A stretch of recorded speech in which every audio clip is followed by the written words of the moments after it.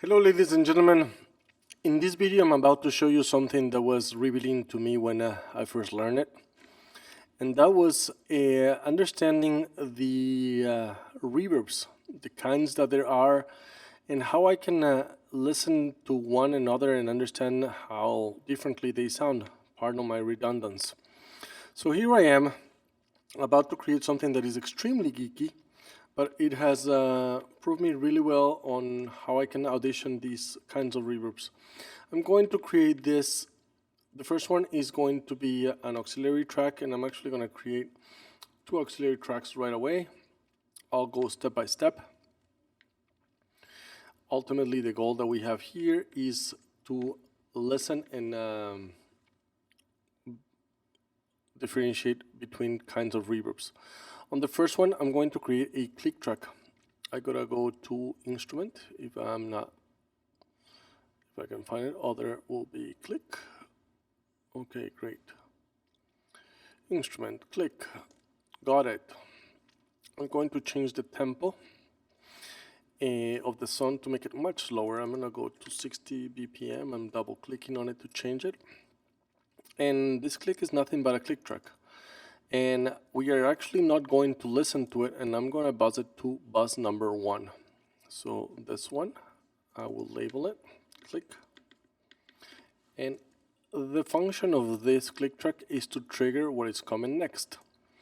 I'm going to get a gate in here. I'm going to try to stay for the first part to Pro Tools plugins, an expander gate. And on this gate, I'm going to say go all the way down on the range here. For now, I'm going to keep it the fastest attack, and I'm going to say the key. The key is going to be keyed by buzz 1. What's happening here is that the click track will be triggering this gate to open up when we want it. And I'm going to enable here the sidechain. So every time the click track plays,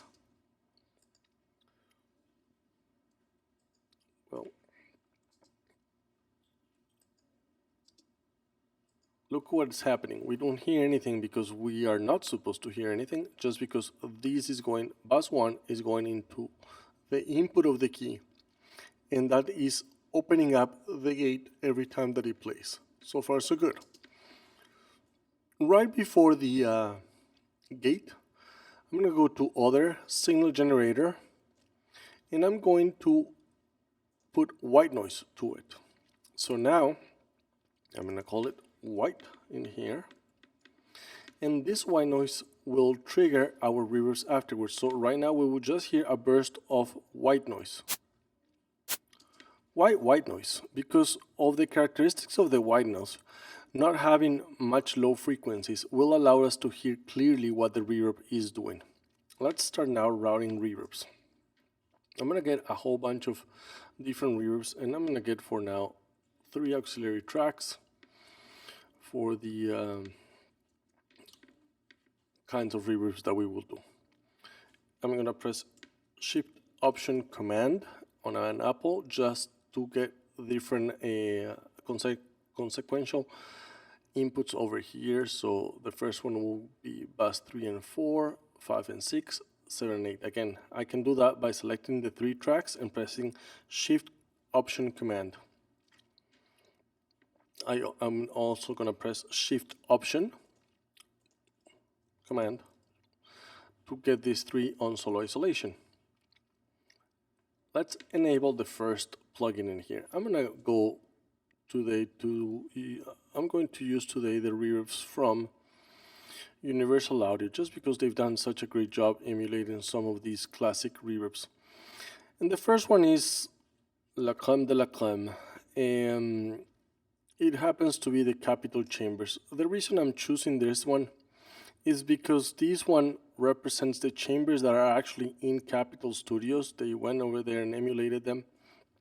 I've been fortunate enough to use them. One of the best things that have happened in my life was working with Mr. Al Schmid, who I have lots of love and admiration to. And he uses this Capitol 4 chamber. This is an actual chamber that are underneath the parking lot. And he uses this one. There's actually a preset over here that is pretty much the same thing that we're seeing over there. It says Schmidt the one, and that's the one that he uses. So why a chamber? Because these are the original reverbs.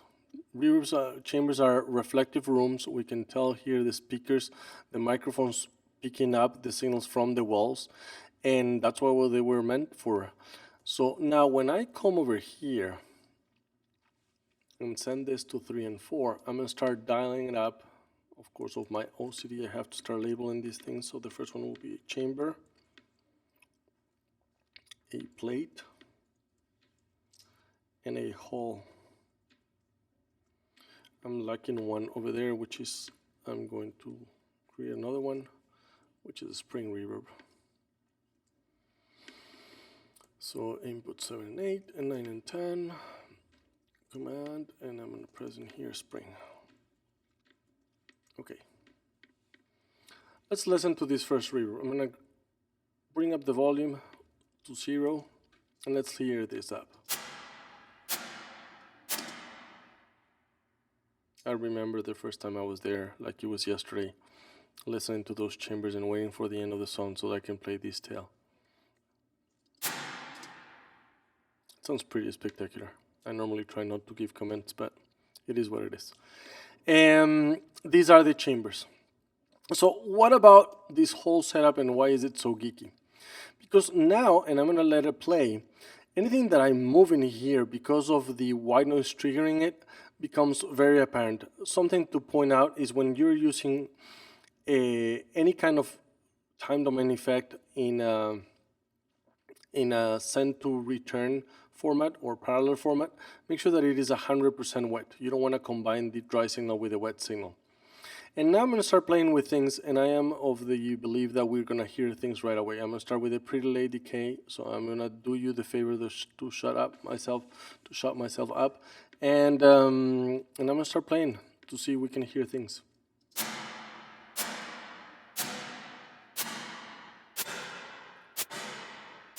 Pretty late. It's the time before the reverb kicks in.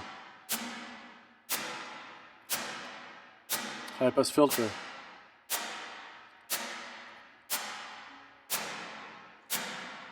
Bass boost. Cut. Mid-range boost. Mid-range cut. Treble boost. Treble cut. Width. Mono. Back to stereo. And let's change the microphones.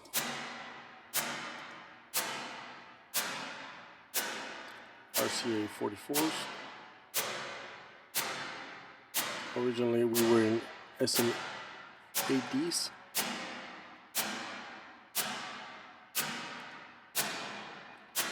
C37s. I am of the hope that you all heard those differences, and that's why I go through this routing. It makes changes very obvious. By the way, if you see here the numbers 2, 4, 6, and 7, it is because these are different chambers. And let's play with them just for a second.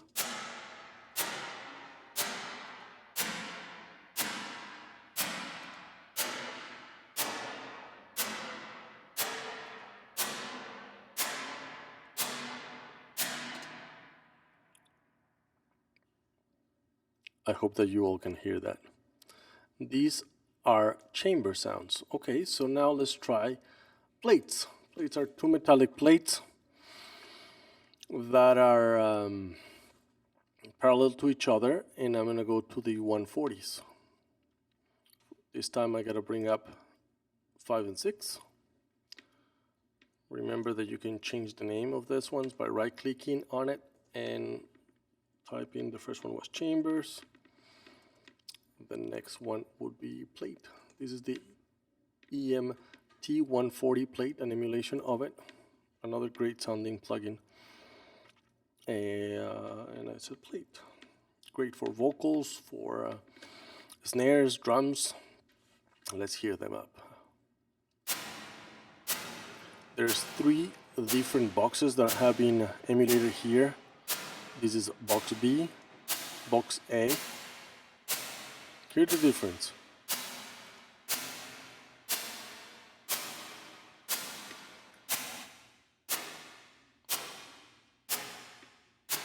Box C.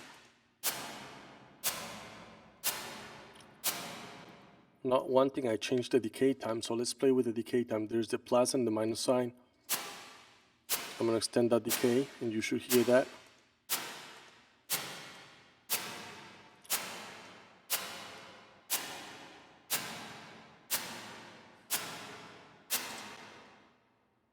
Nice, back to default.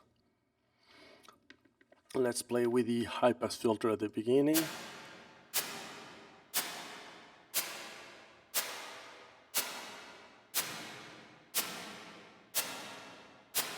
I like rolling off a little bit of the low end many times. Pre-delay.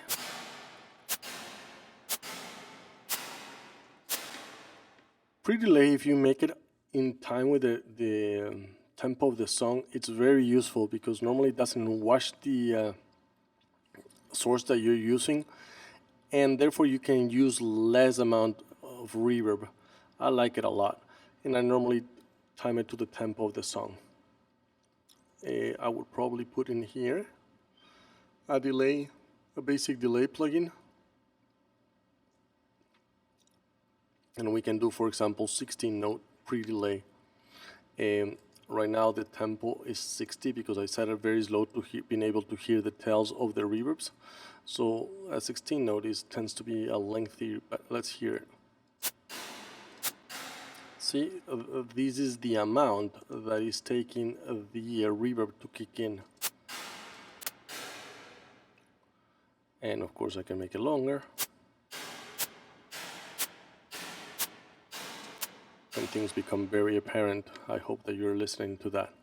I use pre-delays all the time. Normally the tempo of the songs are not that slow, so the things are not as apparent, but I use pre-delays all the time. Let's get now to a whole. I'm gonna get another emulation here of one of the most classic pieces of gear that we've seen, and that happens to be the 480.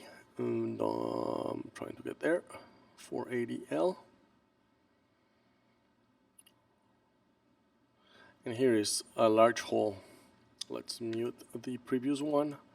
Let's create now bus 7 and 8. Let's relabel it, rename on it, hole. And let's bring the volume. Option click on it. Listen to the hole. This is an emulation of a hole. Again, there's multiple presets in here. And some of the famous ones happen to be, or that people like a lot, are the medium stage.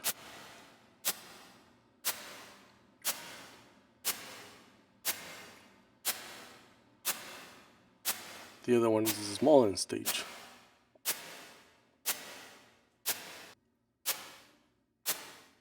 That's what I love about this whole setup, which I understand again that is very geeky, but I can tell right away the differences between one and the other one.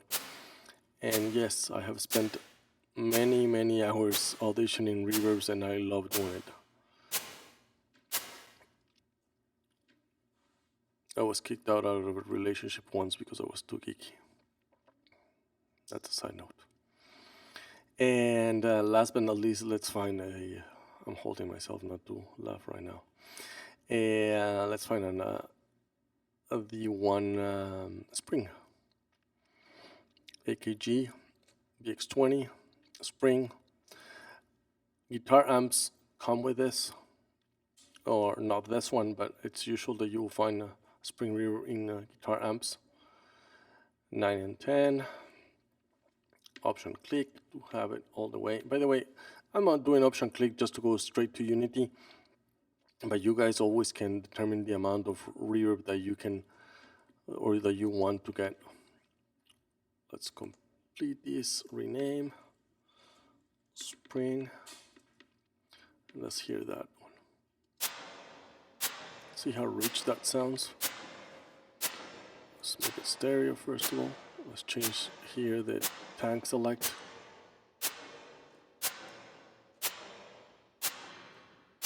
Oh my god. Did you hear that?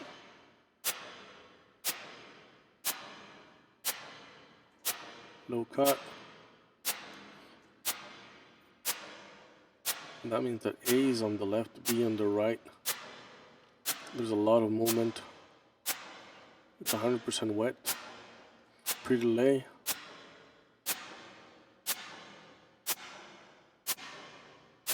Nice. Make it longer. Make it shorter. And so on and so forth. Let's go back to default. Let's go back to the chambers. That's the sound of a chamber. Here's the sound of the plate. I'm going to take the pre-delay out. I press, by the way, to make it inactive, a control command. The metallic plate. Let's hear on this one the large hole.